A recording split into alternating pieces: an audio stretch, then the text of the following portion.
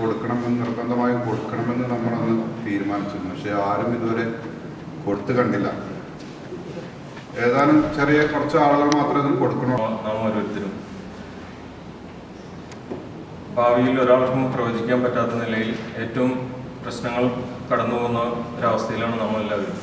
പ്രത്യേകിച്ച് സൗദി അറേബ്യയിലെ ഇന്നത്തെ അവസ്ഥയിൽ ഒരുപക്ഷെ നാം ആരും കരുതിയിട്ടുണ്ടാവില്ല സൗദി അറേബ്യ ഇങ്ങനെ ഒരു പ്രതിസന്ധിയിലൂടെ കടന്നു പോകുന്നുള്ളത്.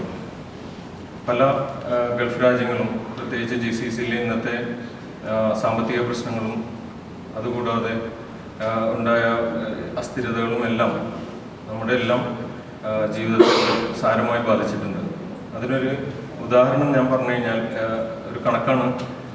അടുത്ത കാലത്ത് എക്കണോമിക് ടൈംസ് നാട്ടിൽ പോകുന്ന സന്ദർഭങ്ങളിൽ കൂട്ടായ്മയായിട്ട് ബന്ധപ്പെട്ട് കൂട്ടായ്മയുടെ കമ്മ്യൂണിറ്റി മെമ്പർമാരും കൂട്ടായ്മ പ്രവർത്തകരും എല്ലാവരും നിരന്തരം വിളിക്കുകയും ആശ്വസിപ്പിക്കുകയും സാമ്പത്തിക വാഗ്ദാനങ്ങൾ തരികയും ഒപ്പം കൂട്ടായ്മ അടക്കം എനിക്ക് സാമ്പത്തികത തന്നിട്ടുണ്ട്.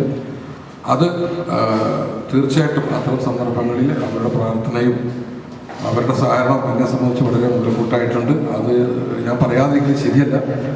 ഇനി ഒരു സന്ദർഭം ഇല്ലാതെ പറയാം. അപ്പം അതുകൊണ്ട് അത്തരം ആ നിർണായക ഘട്ടത്തിൽ കൂട്ടായ്മയുടെ ഒരുപാട് പിന്തുണ വ്യക്തിപരമായിട്ട് എനിക്ക് ലഭിച്ചിട്ടുണ്ട്. അത് നന്ദിപൂർവ്വം സ്മരിക്കുന്നു. അസ്സലാമു അലൈക്കും.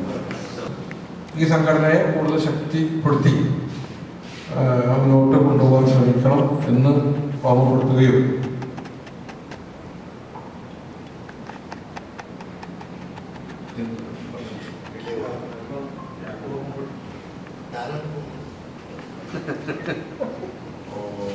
ഇനി ഒപ്പം നിങ്ങൾ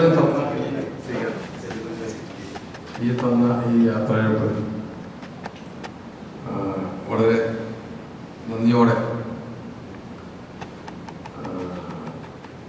ഹൃദയത്തിൻ്റെ ഭാഷയിൽ സൂക്ഷിക്കുന്ന ഈ ധന്യമുഹൂർത്തത്തെ ഞാൻ സ്വീകരിച്ചുകൊണ്ട് നമ്മുടെ എല്ലാവരുടെയും നല്ല ഉദ്ദേശങ്ങൾ അല്ലാഹു സ്വീകരിച്ച് പെരുമാറാകട്ടെ. ഏറ്റവും പ്രധാനം നമ്മുടെ നെയ്യത്ത് നന്നായിരിക്കാമെന്നുള്ളതാണ്. ഏതൊരു കാര്യം ചെയ്യുമ്പോൾ നമ്മുടെ നെയ്യത്ത് പ്രധാനമാണ്. നെയ്യത്ത് മോശമാണെങ്കിൽ എന്ത് പ്രവർത്തിച്ചിട്ട് കാര്യമില്ല. നമ്മുടെ നെയ്യത്ത് നല്ലതായിരിക്കും. നമ്മളെന്ത് ചെയ്യുമ്പോഴും നെയ്യത്ത് നന്നായിരുന്നാലാണ് പ്രതിഫലം കിട്ടുള്ളൂ. നെയ്യത്ത് മോശമായ നമ്മുടെ പ്രതിഫലം അത് എത്ര നല്ല മാതൃപ്രവൃത്തി ചെയ്താലും കിട്ടൂല. നെയ്യത്ത് നന്നായിരിക്കണം. അവിടെ ഈഗോസ് അല്ലെങ്കിൽ മറ്റൊരാളെ ബോധ്യപ്പെടുത്തുക അല്ലെങ്കിൽ ഞാൻ അങ്ങനെ ചെയ്താൽ എനിക്ക് അത്തരം ചിന്തകളാണ് എങ്കിൽ ആ ചെയ്യുന്ന പ്രവൃത്തികൾക്ക് ഫലം കിട്ടൂല.